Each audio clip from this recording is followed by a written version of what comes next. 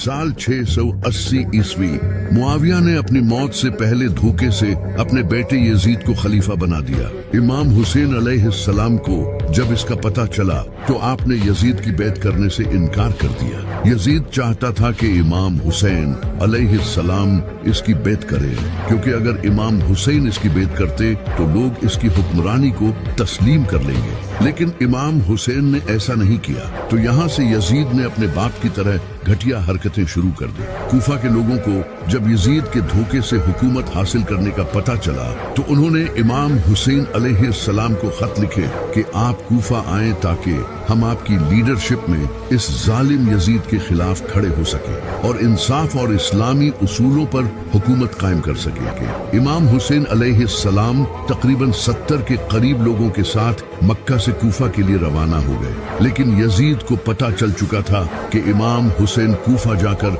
इसके खिलाफ हुकूमत खड़ी करेंगे। तो यजीद ने उस वक्त के कूफा के गवर्नर नोमान इब्ने बशीर को गवर्नर की पोस्ट से हटा दिया, क्योंकि ये एक सहाबी थे और इमाम हुसैन अलैहिस्सलाम की बहुत इज्जत करते थे। इनकी जगह इस जालिम ने उबैदुल्लाह इब्ने जियाद को गवर्नर बना दिया। दूसरी तरफ जब इमाम हुसैन अलैहिस्सलाम कूफे की तरफ सफर कर रहे थे तो उबैदुल्लाह इब्ने जियाद ने एक बड़ा लश्कर इमाम हुसैन की तरफ रवाना किया और आखिर 2 मुहर्रम को इस लश्कर का सामना इमाम हुसैन से रास्ते में ही एक जगह पर हुआ जिसका नाम है करबला। यजीद की इस फौज का लीडर अमर बिन साद था। इसने इमाम हुसैन को यजीद की बैत करने पर मजबूर किया, लेकिन इमाम हुसैन अलैहिस्सलाम ने कहा कि मैं किसी जालिम की बैत नहीं कर सकता। इसने इमाम हुसैन को धमकियां दी, लेकिन आप हक पर डटे रहे। कुछ दिनों बाद जब अमर बिन साद को पता चल गया कि इमाम हुसैन सरेंडर नहीं करेंगे तो इसने इमाम हुसैन अलैहिस्सलाम के काफिले का पानी बंद कर दिया और दरिया पर फौज खड़ी कर दी। इस दरिया का नाम दरियाए फुरात था, जिसे आज हम यूफ्रेट्स रिवर कहते हैं। ये वही दरिया है जिसके बारे में नबी अलैहिस्सलाम ने फरमाया था कि क़यामत से पहले इस दरिया से सोना निकलेगा और लोग इस पर लड़ते हुए मर जाएंगे। जब 7 मुहर्रम को इमाम हुसैन अलैहिस्सलाम के काफिले का पानी रोक दिया गया तो यहाँ से जुल्म की इंतहा शुरू हुई। उस वक्त करबला में तकरीबन 40 to 50 डिग्री टेम्परेचर था। इतनी गर्मी में अगर इंसान पेट भरकर भी पानी पी ले तो उसे ज्यादा से ज्यादा सिर्फ 2 से 3 घंटों तक प्यास नहीं लगेगी, लेकिन यहाँ तो पानी ही रोक दिया गया था। इमाम हुसैन अलैहिस्सलाम और इनके साथियों ने 4 दिन बगैर पानी के गुजारे। जैसे ही बगैर पानी पिए 24 घंटे गुजरते हैं तो इंसान को शदीद प्यास महसूस होती है, जिससे मुंह खुश्क होने लगता है और इंसान को थकावट होना शुरू हो जाती है और इसकी फिजिकल परफॉर्मेंस और बर्दाश्त कम होने लगती है। 2 दिन बाद प्यास और ज्यादा बढ़ जाएगी और मुंह पूरी तरह से खुश्क हो जाएगा और स्किन भी ड्राई और बहुत कम इलास्टिक हो जाएगी। अब बॉडी बार बार पानी पीने का सिग्नल देगी। उस वक्त माइंड में सिवाय पानी के दूसरा ख्याल नहीं आएगा। इसके अलावा हल्कापन, चक्कर आना, उलझन होना, ये सब शुरू हो जाएगा, जिससे ब्लड वॉल्यूम और प्रेशर कम होने लगेगा। हार्ट बीट बढ़ने लगेगी ताकि ब्लड प्रेशर मेंटेन रह सके। 3 दिन बाद अब प्यास की कोई इंतहा नहीं होगी। ब्रेन काम करना कम हो जाएगा, उलझन होने लगेगी, मसल्स और सर में शदीद दर्द होगा, आंखें धंस जाएंगी और स्किन और भी ड्राई और झुर्रियों वाली हो जाएगी। जिस्म तेजी से सांस लेगा ताकि ब्लड वॉल्यूम कॉम्पनसेट कर सके। 4 दिन बाद अब बॉडी ब्लड प्रेशर मेंटेन नहीं रख पाएगी, जिससे शॉक लगेगा और ब्रेन में ब्लड फ्लो कम होने की वजह से कंफ्यूजन, हेलुसिनेशन या फिर इंसान का होश भी खोने लगेगा। इस वक्त तक इंसान की बॉडी के ऑर्गन्स भी फेल हो सकते हैं, जैसे कि किडनी, जिससे इंसान की मौत भी हो सकती है। और वो इंसान जिसका 6 महीनों का बेटा हो और 4 साल की बेटी, और वो भी हजारों लश्कर के बीच, इनकी क्या हालत होगी। 10 मुहर्रम के दिन इमाम हुसैन अलैहिस्सलाम के बेटे अली अकबर ने आपसे लश्कर का सामना करने की इजाजत मांगी। जनाबे अली अकबर इतने खूबसूरत थे कि इनकी माँ इन्हें पर्दे में रखती थी। आप नबी अलैहिस्सलाम के हम शक्ल थे। जैसे ही जनाबे अली अकबर मैदान में गए तो एक एक करके दुश्मनों को मारने लगे।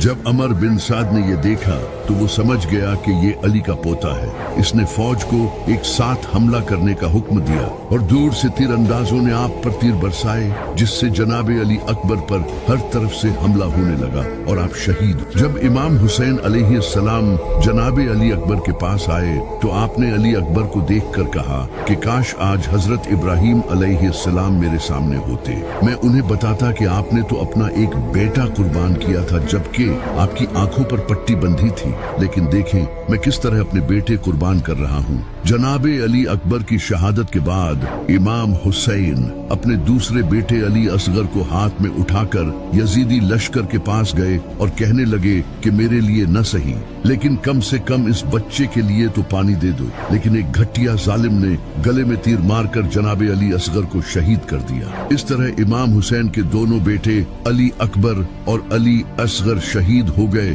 जिनके नाम आपने अपने बाबा अली के नाम पर रखे थे। अब इमाम हुसैन अलैहिस्सलाम के काफिले को पानी पिए 4 दिन हो चुके थे, तो इमाम अली अलैहिस्सलाम के बहादुर बेटे जनाब अब्बास ने इमाम हुसैन से पानी लाने की इजाजत मांगी। ये इमाम अली अलैहिस्सलाम के ऐसे बेटे थे जिनकी बहादुरी देखकर लोग उन्हें इमाम अली समझते थे। हजरत अब्बास घोड़े पर सवार हुए और तेजी से दरिया की तरफ बढ़े। वहाँ एक लश्कर पहले से ही पहरा दे रहा था। हजरत अब्बास इस लश्कर को चीरते हुए आगे बढ़े और रास्ते में आने वाले हर मुनाफिक को कत्ल करते गए, जिसे देखकर सारी फौज पीछे हट गई और जनाब अब्बास दरिया के पास पहुंच गए। आपने मशकीजे में पानी भरा। पानी को देखते ही जनाब अब्बास को पीने का दिल किया, क्योंकि वो पिछले 4 दिनों से प्यासे थे। लेकिन आपने ये गुवारा नहीं किया कि मैं पानी पी लूं जबकि मेरा खानदान प्यासा बैठा है। आप मशकीजे में पानी भरकर वापस मुड़े और फिर से लश्कर को चीरते हुए वापस बढ़ने लगे। लेकिन एक जालिम ने आपके बाजू पर हमला किया, जिस हाथ में आपने मशकीजा पकड़ रखा था, और आपका बाजू कट गया। आपने मशकीजा दूसरे हाथ में पकड़ा और तेजी से खेमों की तरफ बढ़े, लेकिन आपका दूसरा बाजू भी कट गया। फिर आपने दांत से मशकीजा पकड़ा, लेकिन अफसोस आपके सर पर जालिमों ने तीर मारा, जिससे मशकीजे का सारा पानी बह गया। इमाम हुसैन जनाब अब्बास के पास आए तो जनाब अब्बास ने कहा, भाई मुझे माफ कर दे, मैं आपके लिए पानी न ला सका। और ये कहते ही आप शहीद हो गए। इमाम हुसैन अलैहिस्सलाम इतनी सख्त हालत में एक के बाद एक करके अपने प्यारों के जिस्म दफना रहे थे, और अब वो वक्त आ गया था जब ये शेर अकेला यजीदी लश्कर के सामने आया। इमाम हुसैन अलैहिस्सलाम के जिस्म पर जख्म थे और प्यास की शिद्दत में पूरी तरह टूट चुके थे। आपके हाथ में एक तलवार थी जिसका नाम था जुल्फिकार, वही तलवार जो पहले नबी अलैहिस्सलाम के पास थी, वही तलवार जो इमाम अली के पास थी, और अब यही तलवार इमाम हुसैन के पास थी। इमाम हुसैन तेजी से लश्कर की तरफ बढ़े और पूरा लश्कर चीरते गए। एक के बाद एक जालिम मरते गए। 4 दिन का प्यासा शेर इतनी बहादुरी से लड़ रहा था। जब अमर बिन साद ने ये देखा तो इसने कहा, ये अली का बेटा है, इससे दूर रहो और तीरों से इस पर हमला करो। पूरे लश्कर ने इमाम हुसैन अलैहिस्सलाम पर तीर बरसाए और आपका जिस्म मुबारक तीरों से भर गया। इमाम हुसैन अलैहिस्सलाम जमीन पर गिरे और अल्लाह के सामने आखिरी सजदा किया और शहीद हो गए। एक बुक है जिसका नाम है एंग्लो सैक्सन क्रॉनिकल। इस बुक को 9th सेंचुरी में वेसेक्स के किंगडम में लिखा गया था और इसे 1996 में इंग्लैंड में पब्लिश किया गया।